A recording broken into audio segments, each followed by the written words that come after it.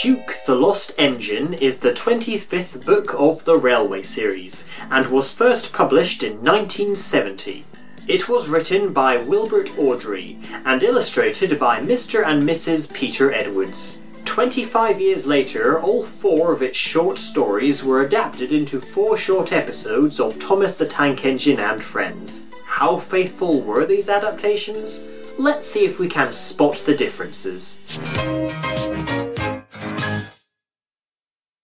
In 3 of these 4 stories, the tales of Duke, Stuart and Falcon are actually being told by Thomas to the other engines, i.e. they each start and end with the tank engine telling the story of 3 little engines who worked on an area of the island decades before Thomas and his friends came to Sodor.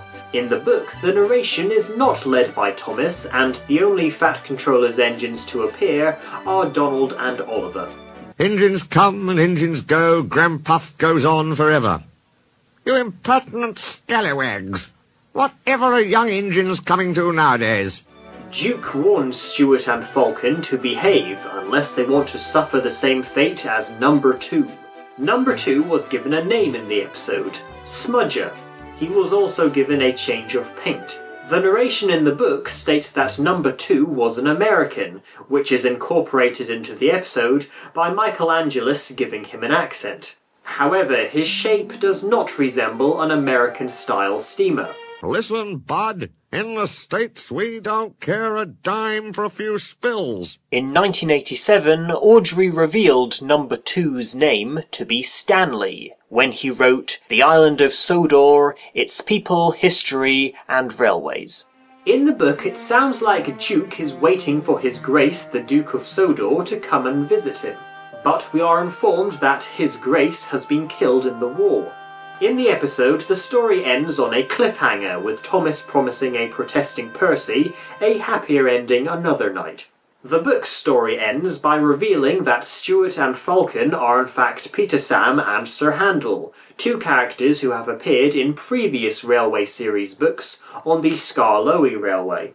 This was not required for the TV series, as neither the engines nor narrow gauge railway had appeared or been mentioned prior to Series 4. In addition to their names being changed, they were painted red to match the other engines on the railway. Like with Donald and Douglas, their original colours were kept in Thomas and Friends.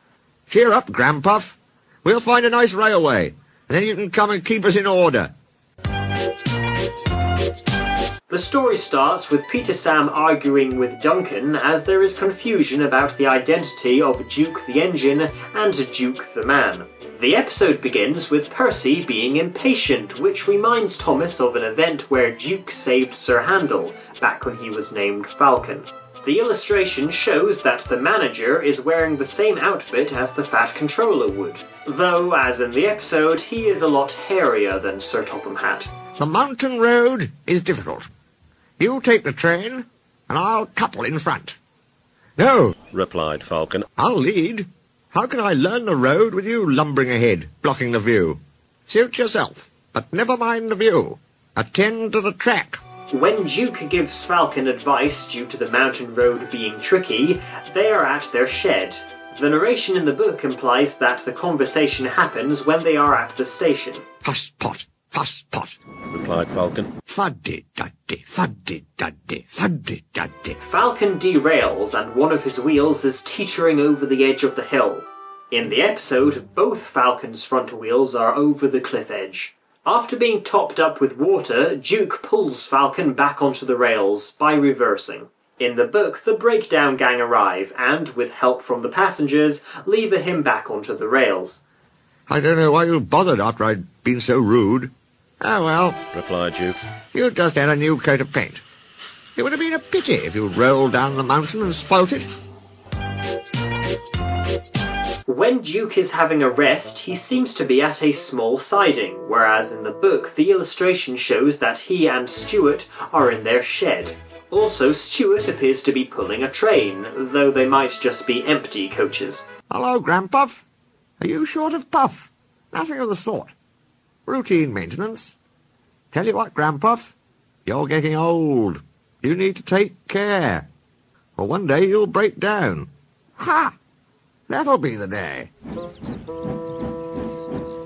Duke is pulling his train backwards up the sloping valley. In the episode, the coaches are behind him. Falcon is coupled in front of Duke and Stuart is coupled to the end of the cavalcade. In the book, as Duke was pulling his train backwards, Falcon is coupled behind Duke and Stuart is in front of the coaches. Fancy me rescuing Granpuff. This is the day, this is the day, this is the day, he boasted. When people think that Duke rescued Stuart and not vice versa, the little green engine blurts out a phrase not seen before or since in the railway series. For crying out loud! In the episode, he instead says the more British phrase, fiddlesticks. It's no good, Stuart. You can't win. Sleeping Beauty is the last story of Duke the Lost Engine, but it was the second episode of Series 4, the first being Granpuff. One night, the other engines persuade Thomas to conclude the tale he told them and also recap it. Obviously, this opening was not in the original book, nor was the episode's ending. Alsdale is where the small railway engine's railway is located. It is built on top of Duke's old railway. As the stories of Mike, Bert and Rex were not adapted for TV until 2017, in the episode the abandoned line is located in the hills near the Skarloey Railway. In Thomas and Friends, Sir Topham Hatt is also the manager of the Skarloey Railway, whereas in the railway series it is owned by the Thin Controller. The group of men who decide they want to find Duke are the replacements of the Thin and Fat Clergyman. Both men had appeared a few years earlier in the book Small Railway Engines, and were modelled after the Reverends Edwin Boston and Wilbert Audrey, who, just like the characters, were both friends and railway fans. Skarloey transports the men to the mountains, but in the book they have travelled on Bert's passenger train. The Fat Clergyman is the one to discover Duke as he falls through the engine's overgrown shed. In the episode, it is one of the climbers who had a bit of a belly, although he is certainly not fat in comparison with Sir Topham Hatt. Excuse me, inquired Duke. Are you a vandal? Driver told me vandals break in and smash things. Duke is told that His Grace the Duke of Sodor will be coming to see him immediately now that he's found, and the lost engine insists that he be cleaned.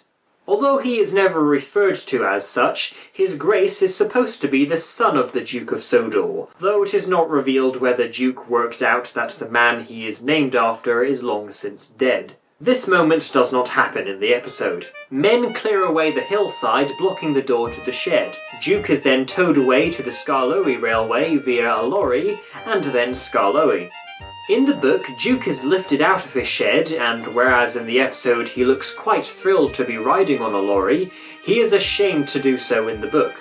Also, it is Donald who pushes him to his new home, not Skarloey and Rheneas. The story ends with Peter Sam and Sir Handel teasing Duke, who is still perched on his flat truck. In the episode, Stuart and Falcon visit Duke, who is alone inside their shed. I remember, said Duke, two idle good-for-nothings called Falcon and Stuart. Good for you, Granpuff. We're glad you've come.